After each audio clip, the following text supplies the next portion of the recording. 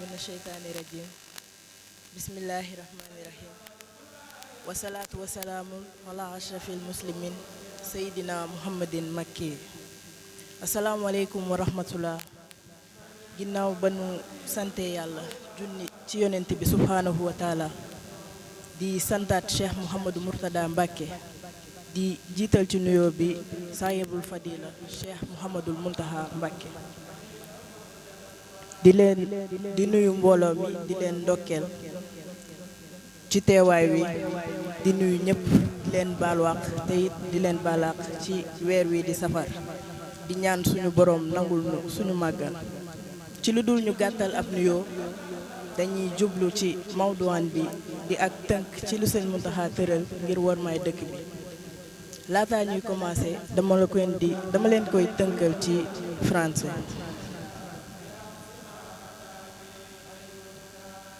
Avant de vous faire part des règles de convenance mises en place par Serigne Mountakha par rapport au fait d'honorer le Cheikh et sa ville sainte qu'est Touba, nous aimerions vous rappeler que Touba est une ville différente et particulière en proportion au reste du pays.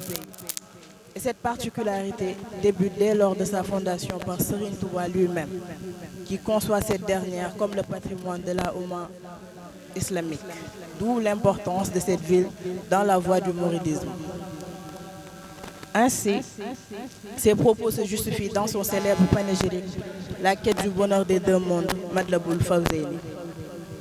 Arrivé au temps où nous sommes, où la descendance du Cheikh nous appelle à mieux considérer les instructions et les interdits mis en place pour honorer cette ville sainte, nous devons les respecter. Ces interdictions concernent autant les hommes que les femmes. Par rapport aux interdits, nous avons les jeux de hasard, la vente et l'utilisation d'alcool ou de cigarettes, ainsi que les ports vestimentaires et coiffures qui ne sont pas conformes à la religion. C'est dans ce sens que Cheikh Mountakha nous dit qu'il nous exhorte à mieux considérer la religion et les règles de convenance. Car l'amour de la religion consiste à suivre les instructions et à fuir les interdits. Par rapport aux règles de convenance aussi, il suffit d'avoir de bonnes intentions, de faire de bonnes choses et de prononcer des paroles bienveillantes uniquement pour Allah subhanahu wa ta'ala. Il ajouta que Dieu nous a accordé un énorme privilège car il a amené parmi nous Serigne Touba et a fait en sorte que nos cœurs convergent vers lui. Et cela concerne toutes les tranches d'âge sans aucune distinction. Cela doit être la raison pour laquelle nous devons associer nos pensées et faire de notre mieux pour honorer le Cheikh et sa ville. Serigne Mountakha en rajoute qu'il fait appel aux jeunes à faire de leur mieux pour adorer le Cheikh ainsi que sa ville. En résumé, nous pouvons comprendre que d'après les instructions du Khalif, nous devons avoir une bonne conduite envers notre Cheikh, mais aussi envers notre religion, car au vu de la situation actuelle du pays, nous devons impérativement renforcer nos croyances et faire de notre mieux afin d'honorer cette ville. Dans cette même perspective, le Khalif ajouta que Touba n'est dédié qu'à deux catégories de personnes. L'un est à celui qui y vit, doit se consacrer au Cheikh et à aimer son travail, qu'il soit éleveur, agriculteur ou commerçant. Ainsi, notre Seigneur lui accordera sa bénédiction. Le second est celui qui y vit, qui y vient, ne doit en aucune raison d'y venir si ce n'est Borom Touba. su ko defee ma daal di koy tënk ci wolof ngir mu gën a leer.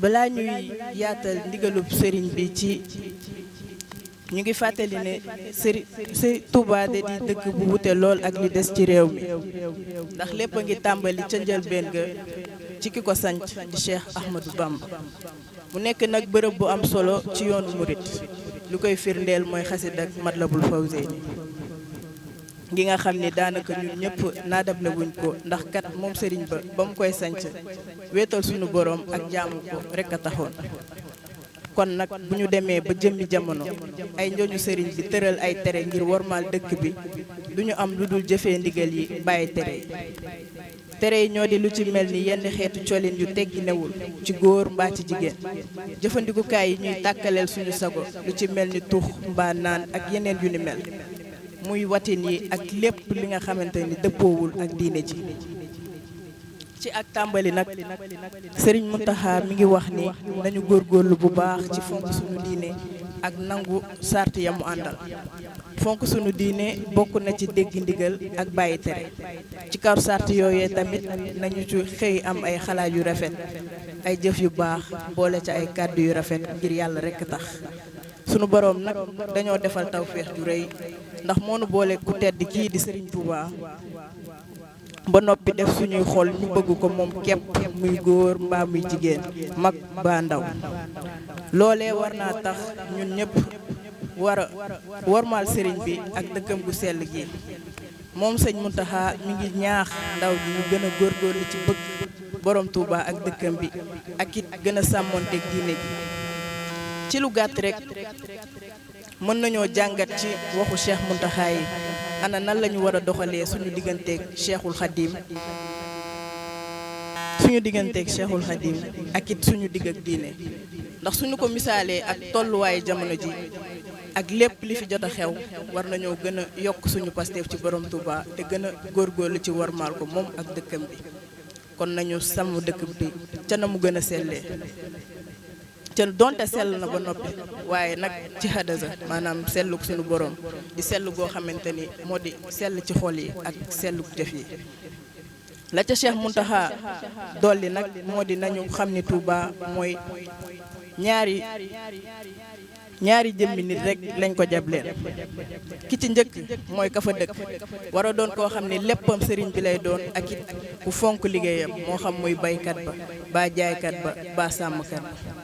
bu ñu ko defee day sunu borom dana leen barkeel. ñaareel wa mooy ka fay ñëw moom itam na ko Serigne Touba rek tax a jóg. Touba kat ñaar yi rek lañu fa jagleel.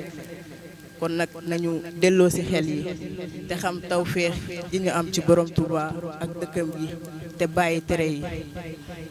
xam naa nag di leen soññ tey jiital soññ bi sama bopp. xam li ñu war suñu digg ak borom Touba lu ci mel ni worma gi ak rusko ak it am kersa di fi nekkee safaan. di leen jaajëfalaat ci teewlu bi ndax am nañu yaakaar ni ñun ñëpp bu ñu fi jógee danañu gën a takkaat laxasaay yi donte tekkeekuwul gën a fonk sëriñ bi tey jëfee ndigal yi bàyyi tere di ñaan it ñun ñëpp bu ñu fi jógee ñu fexe